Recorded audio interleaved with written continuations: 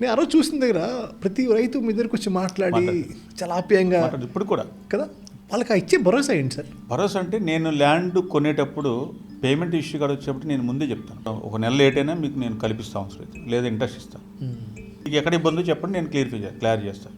ఇప్పుడు కూడా తెలంగాణ రైతులు ఎలా ఉంటారంటే మనం బిజినెస్కి సపోర్టివ్గా ఉంటారు, ఆంధ్రాలో ఉంటారంట. అదేనా, మీరు ఆంధ్ర నుంచి వచ్చారు. ఉన్నది చెప్తాను, బిజినెస్ ముందుకు వెళ్ళాలంటే కోఆపరేషన్ ఉండాలండి, నలుగురు కోఆపరేషన్ ఉండాలి. ఓ business real estate business especially వెళ్ళాలంటే రైతులు కోఆపరేషన్ ఉండాలి, సో డెవలపర్ కోఆపరేషన్ ఉండాలి.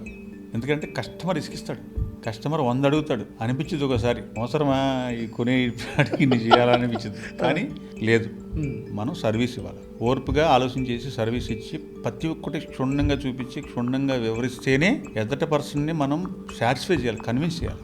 ఒక కస్టమరు మన సబ్జెక్ట్ మొత్తం ఎక్స్ప్లెయిన్ చేసి అతను సాటిస్ఫై చేసి కొనిపించామంటే తను ఇంకా 100 మంది చెప్తాడు.